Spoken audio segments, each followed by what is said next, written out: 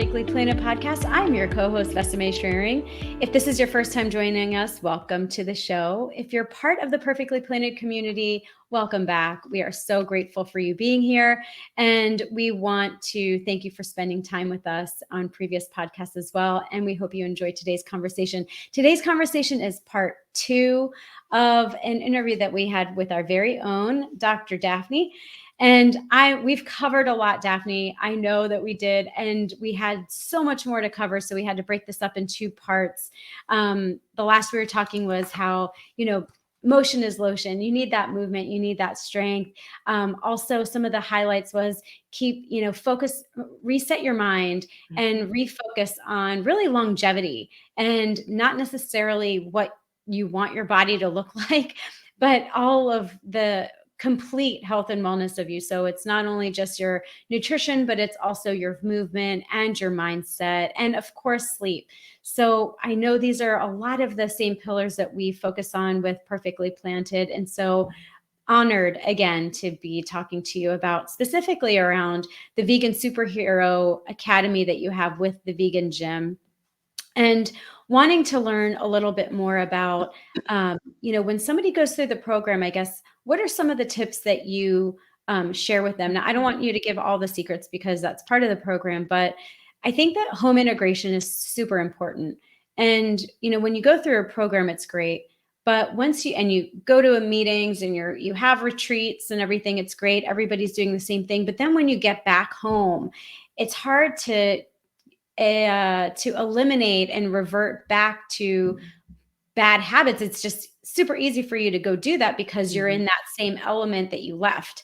So what are some of the home integration tips that you give, or some of the suggestions that you give? So, Vesime, thank you, because I know we had this conversation with Rock and Poe, Mhm. um, and Poe was sharing some of the challenges that he's had in, taking everything he's learned and then maintaining it and being consistent in his everyday life. So, we'll be sure to put a link to the Vegan Superhero Academy in the show notes because there is a plethora of free resources that are available on our YouTube channel and also on the website. As part of being part of the Academy, we actually host a series of master classes. So again, an Academy is an opportunity to learn. Mhm. And one of the important things that we want all of our VSA superheroes to understand is how do you make this sticky and how do you integrate this into your everyday life? And we have a masterclass series on fit vegan families. Because if you're part of a family unit, whether your entire family is plant based or whether you are it and you are trying to integrate your lifestyle into the rest of your family, that is something that you have to make a conscious effort to do. So there are a couple of things that we talk about, and one is, and we've had this conversations with other guests. You want to you want people to aspire to what you're doing. So there is never any blame, shame. We never encourage people to force our lifestyle on another person in their family or in their sphere of influence. It really is understanding how do you adopt a vegan lifestyle. And that could be just your nutrition, it could be the entirety of how you live in terms of minimizing animal cruelty.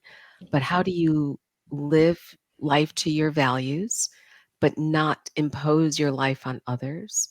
And so it may be integrating that into the family. So, how do you cook and prepare meals for moms or dads or grandmas that are the primary cook in the family? Um, so, making it modular in a way that others in the family can add animal protein if that's their choice, or but not making it so that it's one or done. Mhm. But hopefully showing that it is so tasty and so delicious that you don't need to make a separate meal for everyone else because what you're cooking is so delicious that everyone wants to eat it anyways. Mhm. The same applies with work and travel.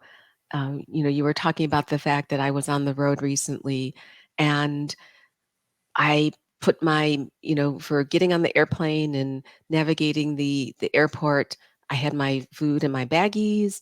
I had my snacks prepared.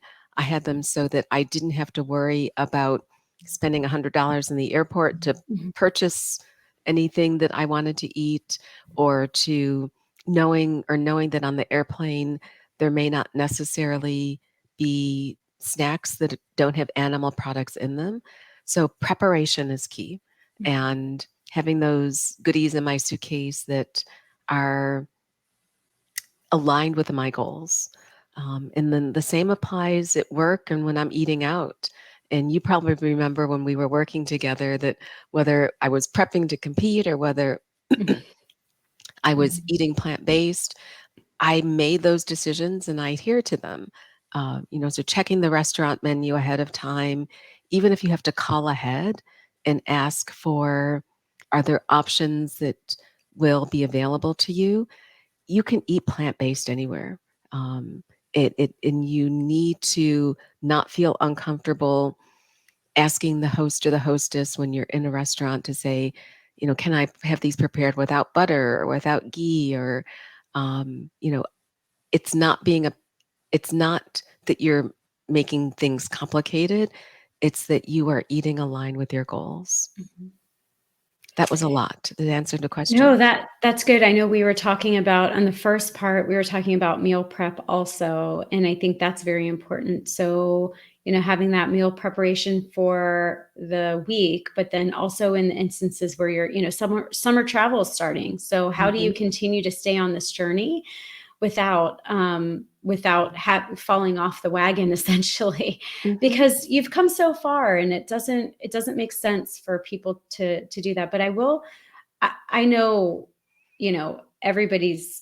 Let's debunk a myth real quick, because we're talking about food, and let's be honest, like, food is a big equation in all of this. I mean, I think movement and sleep and motion, all of that, everything else is equally important to get.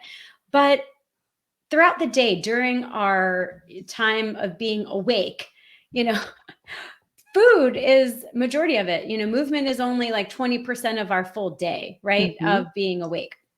So food is important. Let's start to debunk some of the myths, because I remember asking you, saying, okay, when I was going to do, like, try and trim up for the summertime, because that's where I was, let's cut out the carbs at night, or refined carbs, right? So just because we're saying be more plant based, we're not saying go eat a whole bowl of pasta because there's no meat in Right, it, right?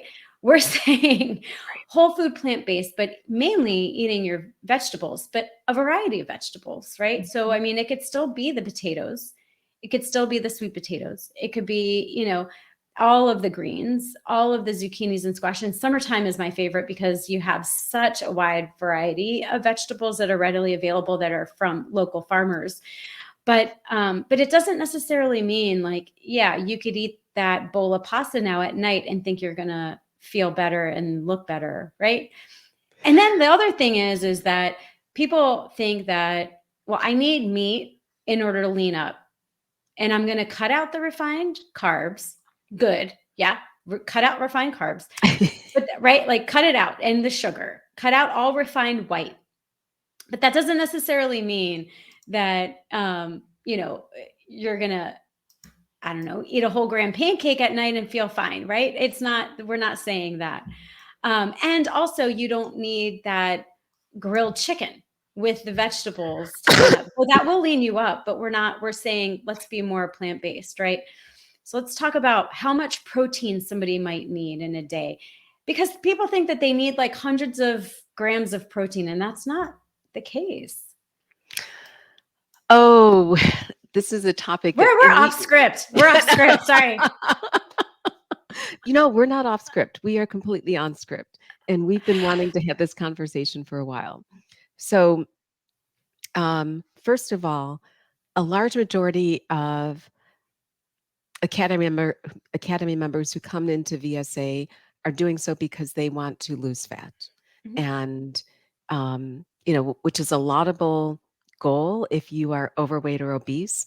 And it's one that I have exceptional success with in terms of helping you with your body transformation.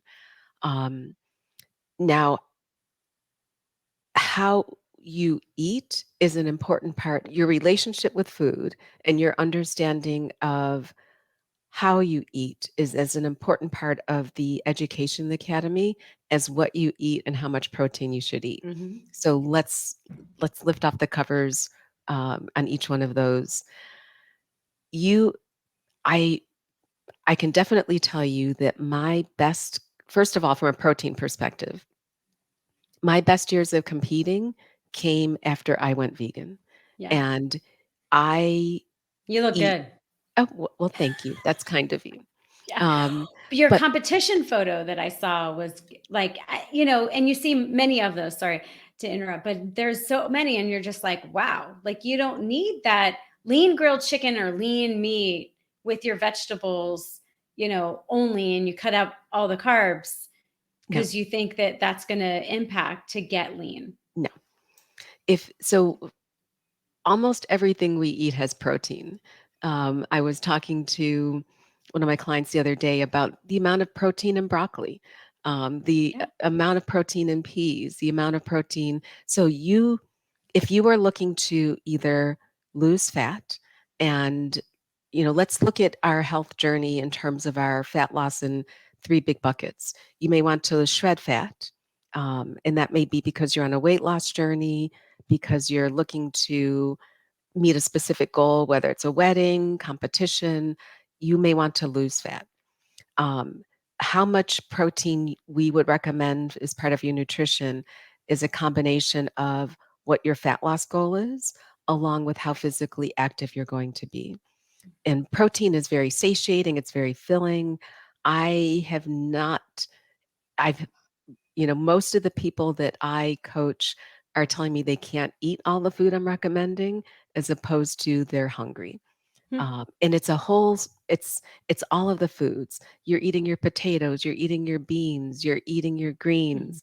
It's not just you're eating your chicken, your fish, and your broccoli or your asparagus, which is a lot of what I started out eating when I first started competing. But the last couple of shows I did before the pandemic, I was eating sweet potatoes and rice and all of the things that you may in your mind think you need to cut out to lean out, but Mhm. I was leaning out eating more. Um, and I felt I had more energy and I felt more healthful throughout my competition journey.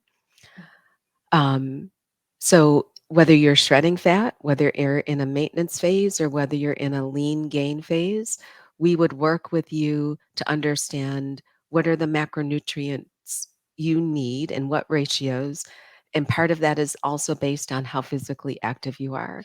So it's not one number fits all. Mhm. It really is, going back to what we talked about in the first part of this conversation, it's a program that is personalized to you. Mhm. But all of your protein comes from vegetables. Mhm. I think that's so important because I don't know how many times people have asked me, "Where do you get your protein?" Like, you're not eating cheese, though I do love cheese, but vegan Mhm. cheese, I've learned to love vegan cheese. You're not eating cheese, you're not eating, meat, you're not eat where's your protein? And I'm like, "I'm eating it." And anyone who has seen you knows that, I mean, you are rocking it from a strength and physique perspective.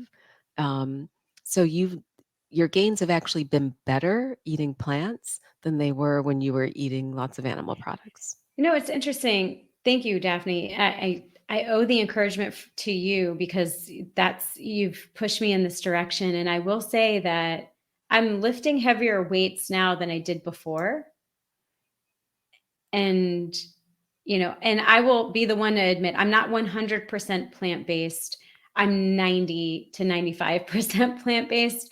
So there's an occasional, I eat like a cheese is in a sandwich or something like Mhm. that. Um, and so I count that. But I will say that I feel it different in my body, but also I'm lifting more than or heavier than I had in the past, which is so mind blowing to me because you think it's just the opposite because of what our culture has instilled in us. Like you need that plant protein. So it's all quite fascinating. And thank you for that information. Um, I guess this is the part where we talk about the day in the life. And I know during part one, we talked about meal prep, and we also mentioned how you do your daily workouts and you also habit stack. But this is where we talk about the day in the life. So you do wake up before the sun. I know that. But give us a quick rundown of your day in the life because I know you are very busy. You are a life changer. So that takes a lot of hours out of your day. Uh, well, thank you. I am embarrassed. That's very kind of you. It's true. It's true. Um, You have a true impact on many lives. I mean, even through the vegan gym with the superhero academy that you have, I don't know how many lives you've touched, but I know there are more than, it's more than anybody would think. Thanks, Vesime.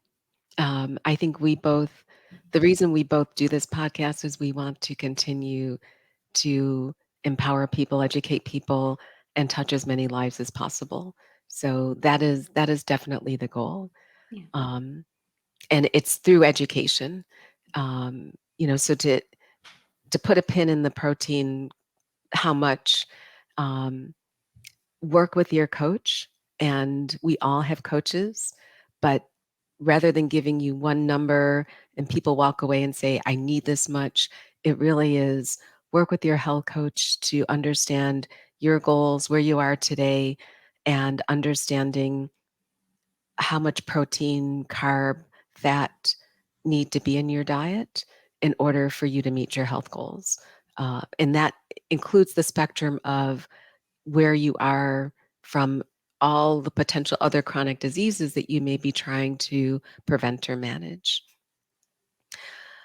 My day in the life, and again, this is my day. I definitely don't want people to say this is how you have to live, but this is how I've structured my day to be successful and meet my needs. So my body alarm, my body clock kind of goes off between 3:45 and 4:15. I do have an alarm that goes off. So at 4 o'clock, Alexa turns on my lights. Alexa tells me to wake up and do my sit-ups. Um, and it's funny because when I'm traveling and Alexa's not there, I'm kind of like, wait, how do I turn on the lights? Clap on. Clap on. Yeah, Yeah. no. So I get up early because the morning time is the time I can control. And my morning routine is consistently, I wake up, I do my sit-ups, um, my gym clothes. When I pivot out of bed, my gym clothes are right there. So I put my gym clothes out the night before. They're the first thing I see in the morning. And so I have little excuse. I throw on my gym clothes and I do my warm up exercises either while I'm brushing my teeth or after I brush my teeth. So I'm doing my leg swings. Every morning I do at least 20 push ups. And then I head down to the gym in my apartment building. The other part of my morning routine is every morning I do a set of pull ups, every morning I do a set of dips, and every morning I do a set of squats. So, kind of the four key movements that I think are important: the pull up, push up, squat, and dip. I do every single day. Um, Is that now part that of your workout? I Or do could you just almost do it before your workout? You do I it do it before your before my workout. workout. Yeah. Um, it's kind of my little health snack that I've built up over the years, and it's just one of those non-negotiables. Uh, and then lately I've been prioritizing my running. So most days of the week I'll run and then I'll lift. If I was getting ready to do this, to compete, I would probably lift then run. So whatever my priority is, I do that part of my training first.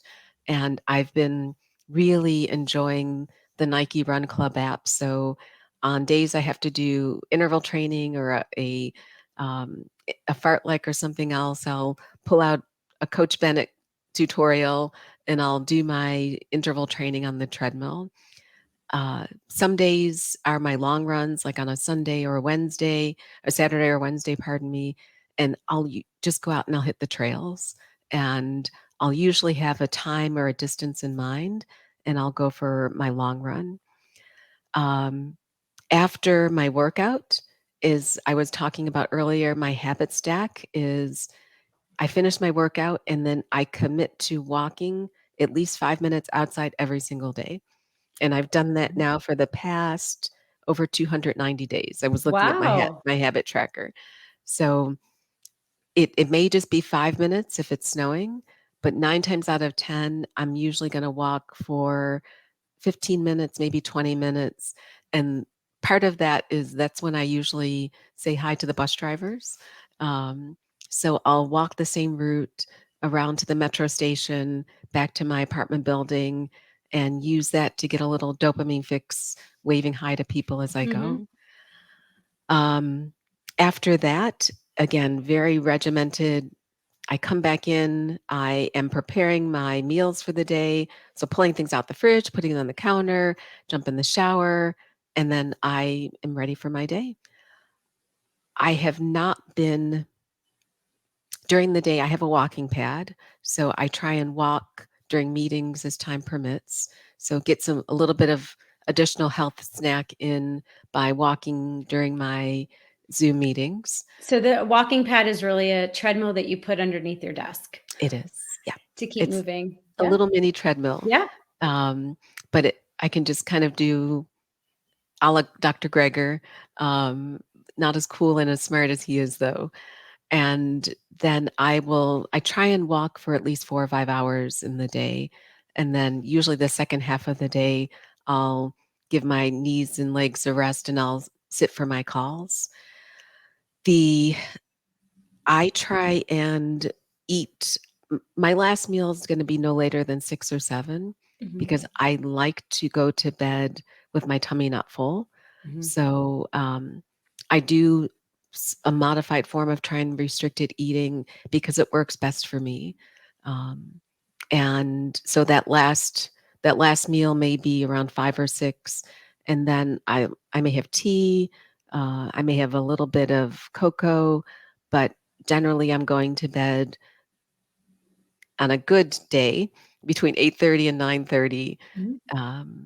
and on not so good day, later than that, knowing that I have to be up early in By the 4 morning. a.m. That's a superhero in itself. I mean, you have a day before your day, really. But I think the key here is that number one, it works for you. And it's something Yes. that you didn't just wake up and start doing. No. You've continued to grow. And so I don't want our viewers to think, oh my goodness, I got to be like that if I want to be healthy. No, that's not it. Start with the little steps. So whether it's just that walking outside for 5-10 minutes, and then you can continue to grow and add to that. I think I'm at a spot where the workouts are non-negotiable, Mhm. but finding time to stack another, walk or whatever it may be is something that is my goal. But again, I still need to figure out when that would be. So maybe Yeah. a walking pad is the ticket for me. But getting outside, I think, is very important because there's something about getting outside, breathing the fresh air. Even if it's on a trail, even if it's not, if it's on a sidewalk, it's just really important. So thank you for that, Daphne. I'm going to rapid fire a couple questions. Sure. Go for it. Favorite recipe? Just tell Um, us what it is, and then we could maybe post a recipe on our blog. it's gonna be my chickpea curry. I could eat it every day. Okay. And then favorite workout. Oh, back. I love training back. Your back's pretty solid. Your Thanks. back's pretty solid. Training your back. Okay. What's the favorite exercise training your back? Pull-ups. Pull-ups. Okay. Mhm. And they're not assisted band, right? Not any so going back to your point about habit stacking, Um, Yeah. they're no longer assisted band, but it's taken me years to get there. Mhm. So Yeah. started with one, and now I can do multiples unassisted. Okay. And tell me your favorite food. Like, I know your chickpea curry is your favorite recipe, but what is your favorite food? Oh, that's a tough one. Um, Do you like bowls? uh, I was I was gonna say it's kind of a, a curry bowl, Yeah, um, with some quinoa, some curry, some veggies, some sweet potatoes. I'd probably say a bowl is what I a eat bowl. most regularly. Yeah, I love a good bowl too. And then the last is what is your favorite book this year? Oh I know you're a gosh, big reader. oh my gosh, that's a Yeah, I tough didn't one. prepare you for these. My favorite book this year. I So mine was The Gifts of Imperfection. Okay, so we read that last maybe in December. So the last 12 months, I guess I'll say. Then my favorite was The Gifts of Imperfection. I think that really resonated with me the most. Oh, Vesime, I don't know if I can answer that question off the top of my head. We've Okay. been reading, so it may be the book Winning. So we read this as part of the vegan gym team, by Tim Grover. Yeah. Um, but I read so many good books that my favorite is a tough one. Okay. That's fair, Daphne. I know you're a big reader. I that's it. That's it for my rapid fire questions. Next time I'll give you a heads up of what I'm going to ask you. But Daphne, I know we've mentioned this before. You've changed my life. You've changed so many other lives. I am grateful for you. I know this is our gratitude section of our podcast. What's one thing you're grateful for today? I am great. Well, I'm going to reflect that back. I'm grateful for you that you have taken this journey with me and perfectly planted because it's been completely organic. Um, it is one of those pleasures that I have in life, looking forward to spending time with you, to learning with you, to sharing what's passionate to us with other people. And so I'm grateful for you. Thank you. We're grateful for each other. That's it's been perfectly planted. I'm hopeful that all of our listeners and viewers enjoy it just as much as we enjoy it because it has been it's refreshing. I think that's my word is it's so refreshing to be able to share the knowledge that we learn through the books that we read, the people we interview, and through your guidance, Daphne, and some of the things that you learned through the vegan gym, the superhero academy. I do want to put a plug out there. I know you're very humble, but I went on the website. We will share the website. The Superhero Academy, I watched a little YouTube clip. It looks amazing. Everybody, please go check it out. I think it's such a cool thing, and to get to that many people being more plant based is such an amazing goal. Not only for your health, but for the health of the planet as well. I mean, let's not Exactly. forget it's a bigger picture that we're all out. So I absolutely enjoyed our two-part interview, Daphne. I feel like we have more to share. We're going to get your chickpea curry recipe out. I know that you cook tofu, so we need to post something about that too, because I know everybody would love to hear. And then we want to hear from all of you. Again, our blog is perfectlyplanted22.com. That's perfectly planted. The A is an @.com. We are on Instagram at It's Perfectly Planted. And of course, you could find us on Perfectly Planted on Facebook as well. YouTube is Perfectly Planted. So we are just, all over the place. So, Daphne, thank you so much for being with us today. Thanks, Vesime. It's been a pleasure. And please, everyone, join us for the next episode of Perfectly Planted. Take care.